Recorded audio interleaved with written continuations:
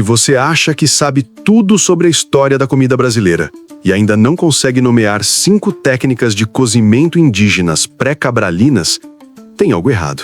E não é a sua memória, é a história incompleta que te contaram. A maioria acredita que a cozinha brasileira começou com a mistura entre Portugal, África e povos nativos. Mentira! O que vou te mostrar hoje é que a verdadeira alta gastronomia do Brasil já existia, com técnicas de engenharia alimentar que chocariam qualquer chefe moderno. Depois de mergulhar em estudos de antropologia e nutrição nativa, uma coisa ficou clara. A dieta dos índios do Brasil antes de 1500 era mais diversa, mais rica e mais sustentável do que 90% das dietas que vemos por aí hoje. Nesse vídeo, você vai descobrir o verdadeiro rei da mesa, que não era a carne, a técnica de preservação que durava meses sem geladeira e os superalimentos que a gente ignora. Mas antes de tudo, preciso te contar sobre a mandioca, o alimento que os nativos transformaram de veneno puro em segurança alimentar para milhões de pessoas. Essa é a chave. Antes de continuar, me responde nos comentários. Qual ingrediente brasileiro você acha que é o mais antigo da nossa mesa? Quero ver quem acerta antes de eu revelar. E lá pro final, eu vou te revelar como o shoyu japonês tem uma versão brasileira ancestral que os índios usavam para dar sabor umami a tudo.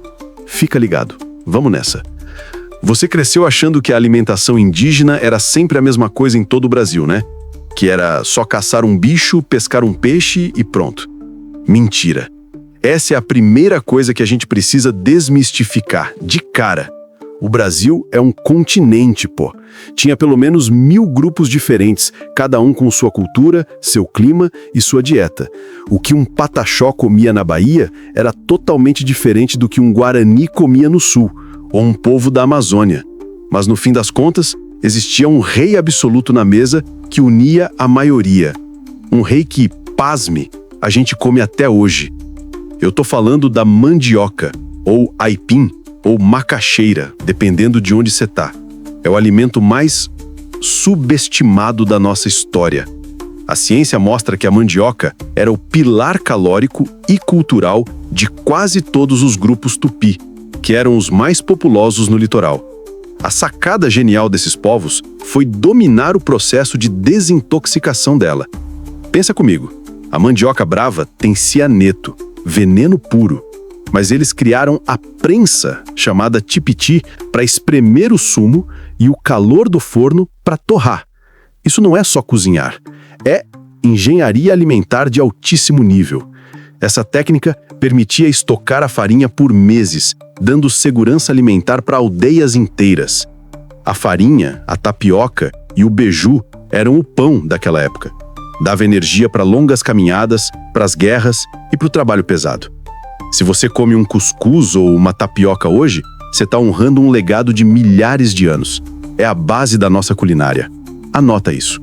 O verdadeiro superalimento brasileiro não veio de fora. É a mandioca. Mas beleza. E a proteína? Porque só carboidrato não dá conta, né? A gente precisa saber de onde vinha a força muscular e a concentração desses povos. E a resposta para isso não está só na caça, como muita gente pensa. O segredo está, na verdade, na engenharia dos rios.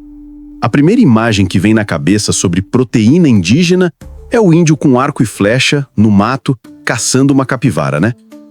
Isso é verdade. A caça existia e era importante, principalmente a caça de pequeno e médio porte. Mas a gente precisa ser justo com a história. O verdadeiro supermercado desses povos era a água. Nas aldeias tupi, por exemplo, o peixe era o alimento proteico mais consumido. É muito mais estável, mais fácil de estocar e menos perigoso de conseguir do que encarar um animal selvagem na mata. Pensa na inteligência do manejo dos rios e lagoas. Os povos nativos eram engenheiros ambientais sem diploma.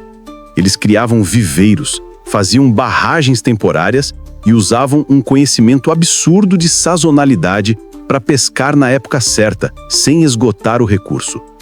A técnica de preservação também era um show à parte, o famoso moquém. O peixe ou a carne era defumado lentamente sobre uma grelha de madeira, o que tirava toda a umidade e permitia que o alimento durasse semanas, meses, sem estragar. Isso era fundamental para viajar ou para períodos de escassez. O moquém é a prova de que eles já dominavam a preservação alimentar muito antes de termos geladeira. Então, a dieta era essa combinação de carboidrato de alto poder energético, mandioca e milho, com proteína abundante e bem conservada, o peixe do rio e a caça. Era uma dieta incrivelmente rica em nutrientes, orgânica e sustentável. Eles não tinham a palavra nutricionista, mas a prática deles era perfeita. Mas tem um detalhe que faz essa dieta ser absurdamente fascinante. Onde é que entrava o sabor? Onde estavam os temperos, as frutas exóticas, os superalimentos que a gente paga caro hoje, mas que estavam ali, de graça, na beira da trilha? É isso que vai te mostrar como a floresta era um armário cheio de tesouros. A gente tende a pensar na alimentação ancestral como algo sem graça, né? Que era só mandioca cozida e peixe assado. Mas a verdade é que os povos nativos tinham um paladar valhado incrivelmente sofisticado. A floresta era o maior mercado de superalimentos e especiarias do mundo. Pensa no açaí, por exemplo, que hoje a gente paga caro, mas que era consumido puro e diariamente em algumas regiões da Amazônia. Pensa no caju, no umbu, no pinhão, no pequi. Tudo isso entrava na dieta não só como alimento, mas como remédio. E o mais interessante é como a comida virava medicina. O açaí, por exemplo, não era só a frutinha roxa. A casca do caju era usada como tempero e, em outras preparações, tinha função anti-inflamatória. O pinhão, no sul, era o tesouro calórico para o inverno. A mandioca, de novo, entrava aqui. Aquele sumo espremido, o tucupi, que era veneno puro, eles cozinhavam por horas, transformando-o num caldo delicioso e cheio de umami, usado para temperar e dar aquele sabor diferenciado na caça e no peixe. O tucupi é o nosso shoyu ancestral. Isso mostra uma relação de respeito e conhecimento profundo da terra que a gente perdeu. Não é exagero dizer que a despensa nativa era muito mais rica em diversidade e em nutrientes do que a nossa despensa de hoje, cheia de produtos processados. Eles sabiam exatamente onde encontrar a vitamina, o mineral e o tempero para cada ocasião. Era uma vida de conhecimento passado de geração para geração. O que isso tudo significa no final das contas? Significa que a nossa história alimentar não é só mistura, ela é fundação. É a prova de que os povos nativos eram mestres em nutrição e sobrevivência, transformando veneno em farinha e rios em supermercados. Você não precisa viver na selva, mas pode resgatar essa inteligência.